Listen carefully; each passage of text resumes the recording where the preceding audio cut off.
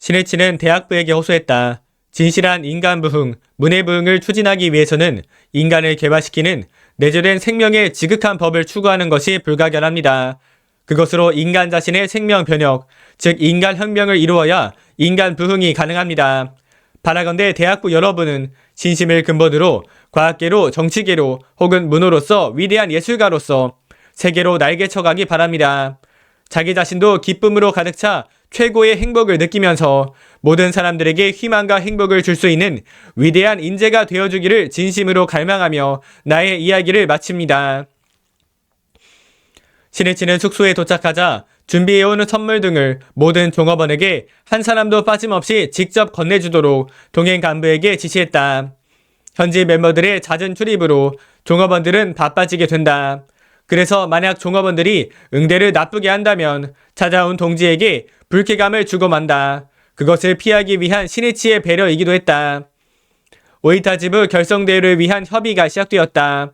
체험담을 발표하는 스지도 이토코라는 부인부를 현지의 간부가 신해치에게 소개했다. 보기에도 고생을 많이 한 듯한 야윈 부인이었다. 어떤 체험담입니까? 신해치가 물었다. 예, 가난을 극복한 체험입니다. 부인은 체험담의 줄거리를 이야기했다. 좋은 체험담이군요. 신해치가 말하자 동행 간부가 말했다. 그럼 지금 하신 이야기를 원고로 써보세요. 스지도는 난처한 얼굴로 송구하다는 듯 대답했다.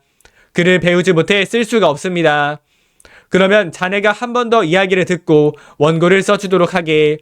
신해치가 동행 간부에게 이렇게 말하자 스지도는 고개를 저었다. 써주셔도 읽지 못합니다. 그 말을 듣자 신해치가 다시 말했다. 그렇습니까? 그렇다면 원고 없이 한번 해봅시다. 일단 내일 이야기할 것을 머릿속에 정리하고 오늘 밤은 열심히 창제하고 푹 쉬세요. 내일은 자유롭고 편안하게 있는 그대로 이야기하면 됩니다. 정오가 되자 지부 결성대회의 개회를 선언, 이윽고 스지도의 체험단 발표가 시작되었다. 스지도는 참석자에게 인사하고 이야기를 시작했다. 제 남편은 머리가 이상했습니다. 남편은 어릴 때에 병을 앓고 난 후 머리가 이상해졌습니다. 형제나 친구들 그 누구도 남편을 상대해주지 않았습니다. 결혼할 무렵 남편은 가구를 만드는 일을 했습니다만 정확한 계산을 할 수 없어 치수를 자꾸만 틀리게 만드는 것입니다. 만든 것은 모두 반환되었고 재료값을 갚지 못해 빚더미에 올라앉게 되었습니다. 남편은 우울증을 앓게 됐다. 10년 이상이나 일을 할 수 없었다. 스지도는 5명의 아이들을 키우기 위해 가구 도장 일을 시작했다. 남자들 틈에서 일해야 하는 힘든 일이었다. 그러나 생활이 나아지기는커녕 쌀조차 없는 때가 많았다. 그런 생활이 싫은 탓인지 반항을 하며 가출을 되풀이하는 아이도 있었다. 희망이 보이지 않는 생활에 스지도는 죽어버릴까 하는 생각을 한 적도 있었다. 스지도는 무엇이든 전부 털어놓았다. 이야기하는 사이에 괴로웠던 나날들이 생각나 눈물이 흘러나왔다. 그러나 마음을 가다듬고 다시 마이크로 향했다. 스지도 부부가 입회한 것은 3년 전 여름이었다. 한 학회원이 가출을 되풀이하던 그 아이에게 이 근처에 가난이나 병, 부부싸움 등으로 괴로워하는 집이 있니? 라고 묻자 아이는 전부 우리 집 이야기네요 라고 대답하고는 그 사람을 데리고 온 것이다. 부부는 이 신심으로 정말 행복해진다면 하는 생각에 그 자리에서 입회를 결의했다. 이미 의지할 때라고는 어디에도 없었다. 스지도 부부는 순수했다. 간부가 지도한 대로 진지하게 근행 창제에 힘쓰며 아무것도 모르지만 열심히 절복을 시작했다. 처음에는 가난한 부부의 이야기에 순순히 귀를 기울이는 사람이 있을 리 없었다. 되돌아오는 것은 부부가 남녀 호랭개교에 미쳤군 하고 비웃는 말이었다. 그러나 진지함과 성실을 이기는 힘은 없다. 그 열의에 감동하여 입회하는 사람이 차례차례 탄생하기 시작했다. 그러나 곤란한 것은 그 후의 신심 지도였다. 두 사람 모두 논리정연하게 이야기할 수가 없었다. 입회시킨 동지를 성장시키려면 선배를 만나게 해줄 수밖에 없다고 생각했다. 궁핍한 생활비를 절약하여 교통비를 겨우 마련해서는 동지를 데리고 거의 매주 지도를 구하러 다녔다. 입회하고 1년 정도 지났을 무렵 부부가 함께 가구점을 시작하기로 했다. 그런데 마련한 현금을 들고 도매상으로 가는 도중 소매치기를 당했는지 떨어뜨렸는지 돈을 잃어버리고 말았다. 어찌할 바를 몰랐지만 어쨌든 부딪혀보자는 마음으로 무일푼 무담보로 흥정하러 도매상에 갔다. 도매상 주인은 놀라면서도 그 배짱이 마음에 든다며 희망하는 물건을 전부 넘겨주었다. 가게는 열었지만 농과 연못으로 둘러싸인 사람이 다니지 않는 장소였다. 처음에는 손님이 전혀 오지 않았으나 장제에 힘쓰자 물건 대금을 갚기 직전에 물건이 날개에 돋친 듯 팔렸다.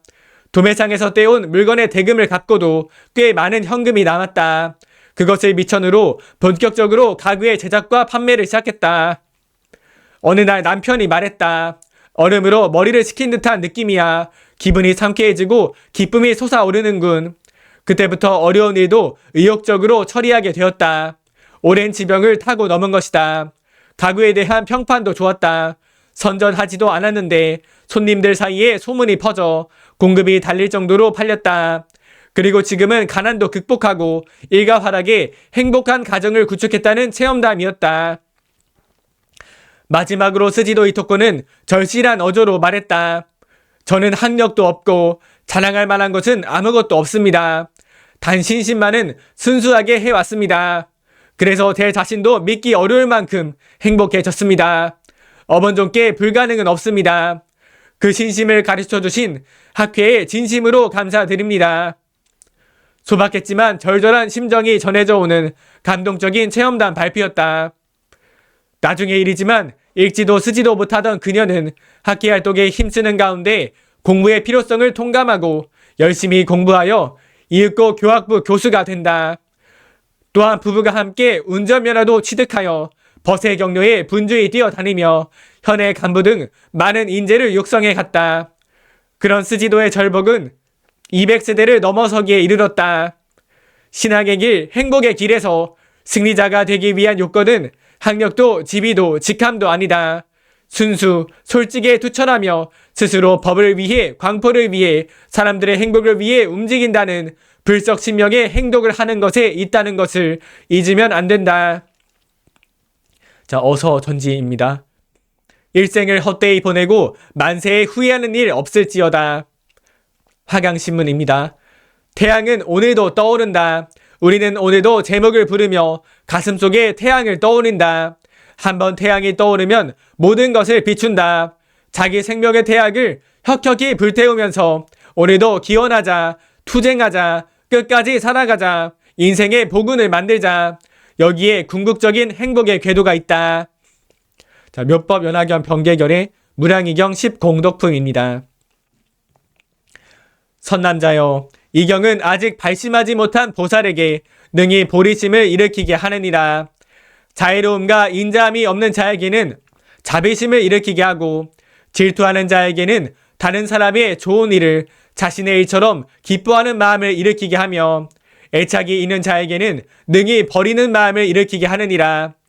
인색하고 탐욕이 많은 자에게는 보시의 마음을 일으키게 하고, 교만이 많은 자에게는 지게의 마음을 일으키게 하며, 화를 잘 내는 자에게는 인욕하는 마음을 일으키게 하고, 태만한 자에게는 정진하는 마음을 일으키게 하며, 찬란한 자에게는 선정의 마음을 일으키게 하고, 어리석은 자에게는 지혜의 마음을 일으키게 하느니라.